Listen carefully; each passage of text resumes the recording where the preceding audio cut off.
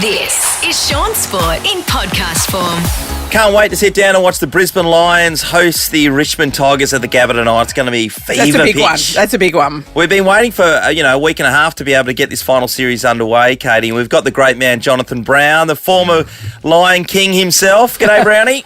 Great to be on. Hopefully the Tigers are a no-show like Nathan is today. That's what you're hoping for.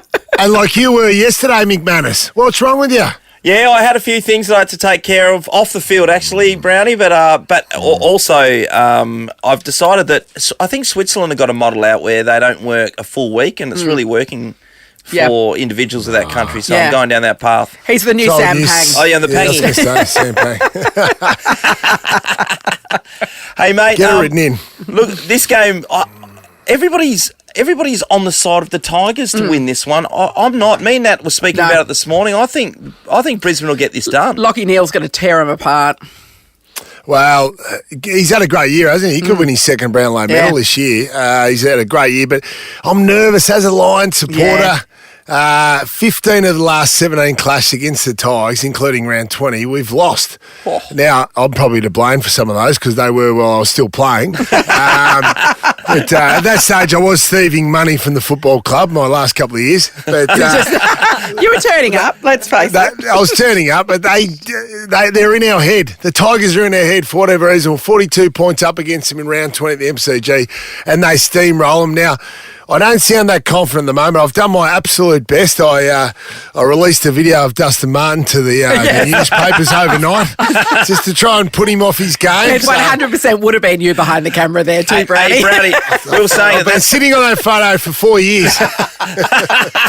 We're saying that kind of stuff to Dusty just a regular night. That's water off a duck's back. That wouldn't matter to him. He's used to scandal. He doesn't care. I know, hasn't it blown up? What about the convenient timing of it all? I feel as if one of the newspaper editors or someone that sent in as a Brisbane Lions supporter has been sitting on that for 5 years. So I'm not sure. I feel like he'll be able to, what's the word, compartmentalise and get the job done tonight. So I'm a little bit worried about Dusty. Yeah, it is interesting. We were on a flight to go and watch the West Coast Eagles play in 2018 against Hawthorn. 2015, okay. So Daniel Chick was on the plane. Yes. And he had done an interview it was miles and miles ago now. months earlier, and then they sat on it basically until grand final week and then published it. And we get off the plane and there's cameras and press everywhere because they were after Chicky. It's amazing. Oh, really? Yeah. What was that still? I don't even know what that story was about. I do remember something breaking though before one of the grand finals there. Yeah, it's amazing how they can sit on it for that time. But, hey, Chris Fagan, he's been, he seems like an amazing coach at Brisbane. I don't know much to do with it. I haven't had anything to do with him, but he's always defending the players to the absolute hills. He seems like, a great mentor. Absolutely, he loves the boys, no doubt about it. And sometimes he gets a bit shirty in the press conferences. And he got a bit shirty with the CEO. Did you see that footage yesterday when he was at training? It's a big training session at the Gabba. Oh, yes. And Greg Swan, who's a great CEO for the Lions, he brings his cavoodle or his groodle or whatever those little fluffy things are called, and he lets it go on the Gabba while the boys are in the middle of a training session. He wasn't happy about it, was he? He runs into the drill and, geez, didn't fake snap his head around. Mate, so it did used to be a greyhound track, of course, the Gabba, but it hasn't been a greyhound track for about 35 years. Yeah, and cavoodles aren't that quick, so... At one stage, I've actually got a dog story because I grew up racing. My family raced greyhounds, and I was the Queensland ambassador for greyhound racing. Yeah. And there was a big race coming up. And a trainer turned up with this greyhound to the Gabba. Yep. And I said to the reporters and the journos, why don't we'll take it down through the rooms and onto the Gabba. Now I'm thinking we'll stand on the edge of the Gabba, just on the grass, and we'll take a photo. That'll look nice, an old greyhound track. It was the week of the first test. So this old trainer, who would have been about 75 not out, he walks the greyhound straight out into the Gabba, starts walking out to the middle, and then the greyhound relieves itself at about And the about test midweek, pitch. on the test, about mid-wicket, next minute, Kevy Mitchell, the curator, he came roaring across in his golf cart and gave me the greatest cook of all time.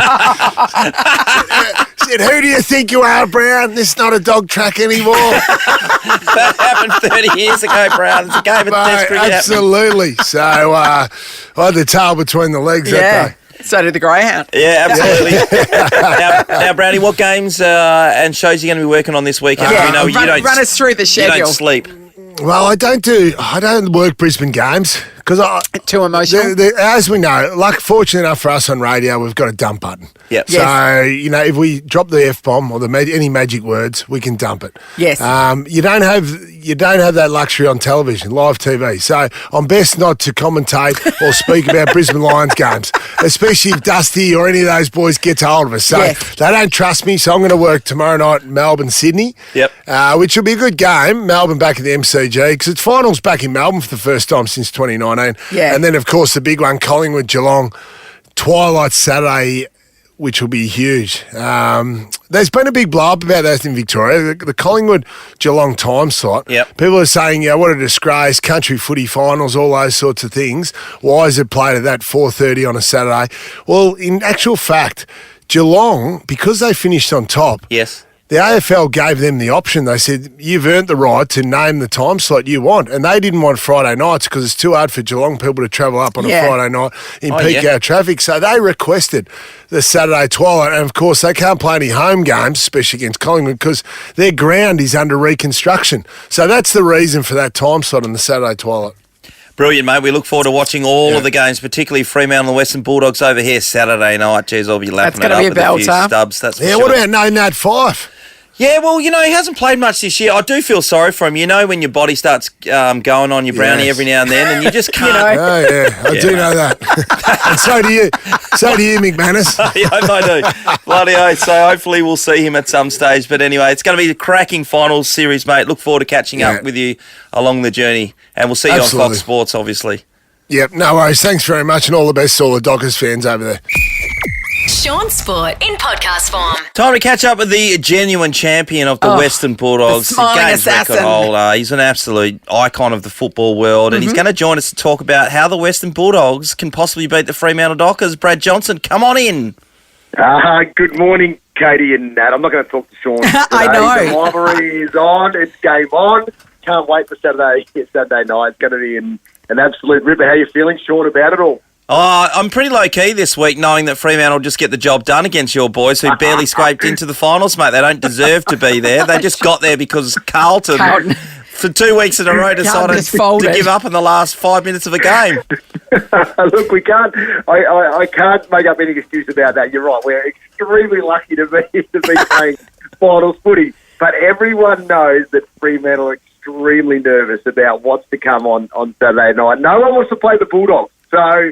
Look, well, you've got history. You've got history of doing well and coming from that low position and swooping in and being giant killers. 2016. Yeah, never forget. This is the spot. Even last year we made the grand finals outside the top four. So this is exactly where the Bulldogs want to be, in this position. They love being under pressure, the underdog status. So look, it's going to be a cracking game. Their game a couple of weeks ago was an absolute beauty. Fremantle controlled that, and their style of play that day tactically was brilliant. So that's the challenge for the Bulldogs. Can they turn that around from what they produced against Freo a few weeks ago? Hey, Jono, one of the things we were kind of mentioning the other day is Bevo, he loves to be the underdog. And does he sets themes for games like this, doesn't he? The finals campaign kind of thing, yeah. Yeah, he does. He loves setting up different themes throughout the year. And look, we've experienced that as well along the way, Shaun, where you get a coach that is sort of theme-based and loves to sort of motivate in that way. Some are a little bit different than others. So what is it this year? Is it jungle theme? What are we going with? I don't know what. Honestly, I don't know what he's going with. It normally comes out at the end of the year once the season's done. Everyone sort of talks about it and goes, "Well, this is what motivated us," throughout the final series or throughout the season. But I did go across his whiteboard the other day. It just had "Destroy Dockers" on it. So I don't know what that is about. Maybe he's just winding them up a little bit to come over and hit the ground running and then escape, get back down to Victoria. Were you a bit devoed when you heard that Nat Fyfe wouldn't be playing? Look, what about that? I was actually the smile on my face was bigger than normal. Even bigger. Oh my God, That's Jono. saying something. God. Yeah, but that certainly changed when 24 hours later, Libba's out with a hammy as well. It's like, has that really happened? But I suppose when you look at both players and the importance for the sides, it probably levels out a little bit. Fyfe's a superstar. He's a level above what Libba can produce at his best. But Libba's form was actually sensational in the last part of the year. So the Dogs will miss that grunt around the contest. Hey, Brad, with Bulldogs in the grand final last year at Optus Stadium, do you reckon that they're looking forward to kind of redeeming themselves? Yeah, redeeming themselves because, Dockers obviously haven't been in finals for a while. Yeah, look, they played so well for 3.5 quarters, and then I still can't believe they lost that granny by 70 points. With I still can't believe it. So, look, the thing is they played enough footy over there the last couple of years during COVID. The ground isn't the issue. It's just going to be the Fremantle faithful and trying to keep, I suppose the crowd quiet in some way for the first part of this game and put Freo on the back foot. You'd be praying for rain too, wouldn't you? Yeah, exactly. They haven't played well in the rain either, and you guys will be able to tell me whether that's going to... Well, there's a few showers around. I reckon they'll clear up by the evening. It's not going to be much at all. Yeah, of course they're going to clear. Yeah. It's going to be torrential. One thing for sure, though, at Freo, though, it's been amazing, the link between the Dockers and the Western Bulldogs, with so many former Western Bulldogs players now running the show at Fremantle. Simon Garlick, I'll be hanging out with him when the game's on. Bob Murphy. All your old mates, mate. They're over. What about your turncoats? Yeah, exactly. Yeah, Bob Murphy, Matty Boyd. Yeah. As well. I'm not sure which way Brad Weir is going to go, to be honest. Spewy reckons he's Freo. What do you reckon? Wins. I reckon he'll go to whichever room. Whoever's winning, Do you reckon, though, that really their undercover spies gone into Fremantle to sort of cut them down? Oh, look, no, there's none whatsoever. Look, the guys from the Dogs that you have got over there are absolute superstar blokes. Yeah. So, you can see why the club is ticking along the way that it is. And look, the Bob Murphy influence is quite significant in footy, I think. It should be sort of, pumped up a little bit more. Wherever he goes, they always win. So, he's a bit of a Jedi master, isn't he? Yes, you've seen that. That's a great way to describe him. He comes in and he has a massive impact, and then obviously, and that's just credit to the way that he is as a person. Yeah. Great family man. He gets in amongst it. He's just a genuine guy that there's no fluff about him. So I think that's why people fall in love with him so quickly. Hey, Brad, I'm asking this on behalf of every single girl in Perth, but will Bailey Smith be in town? He's under an injury cloud with a hammy, Katie, yeah. Will he be in town? So he catchable then? Yes. Yeah. He'll be flying in. Don't worry about that. Yeah. You beauty. And also, a follow-up question, where are they staying? That's one thing I actually don't know. I should actually know that a little bit more. Look, there's only one place to stay, and that's Crown, isn't it? Because it's so close to the ground. It's an easy walk across. Yep. I'm sure the players will enjoy wherever they stay. It's just I love it, absolutely love it over there, and being able to then see that stadium or be a part of that is huge. So what a setup it's going to be, and it's going to be packed house. It's going to be a brilliant game. It's going to be great, Jono. By the way, we need to mention that the cartoon series is up and about. Award-winning cartoonist Mark Knight has encapsulated some of the great stars of the game in cartoons for Fox Footy, including Brad Johnson. Oh, the smiling assassin. You are a cartoonist's dream, I've got to say. I knew I had a big forehead, but that's sort of a 10 head I've got on this story. That's massive. Look, honestly, I think everyone, when you look at this, Brownie's cheeks are massive. I didn't realise Gary Lyon had such a puffy face about him. But look, it's good fun, isn't it? I must thank Colgate, I reckon, for how my teeth are that white. Yes. Pav's in it as well, isn't he, Matthew? Yeah, Pav's in it. Bucks is in it, yep. Yeah, it's going to be good. Pav up next to the Premiership Cup. I'm sure you'll love to see the Dockers hold that up In his more. dreams. We certainly hope so. Well, John, I look forward to watching Fox Footy over this weekend. It's going to be amazing, starting tonight. And, of course, our game, the Western Bulldogs versus the Dockers, here at Optus 6:10. You can watch all that action on Fox Footy. And we'll be seeing you, no doubt about it. Thanks for having me on, guys. Great fun, and go Doggies. There you go. Did you say Dockers? No, he said Well, doggies. we can He adjust said that. We can doggies. adjust that. Post-production. Shaun Sport is a Nova podcast. For more great comedy shows like this, head to novapodcast.com.au.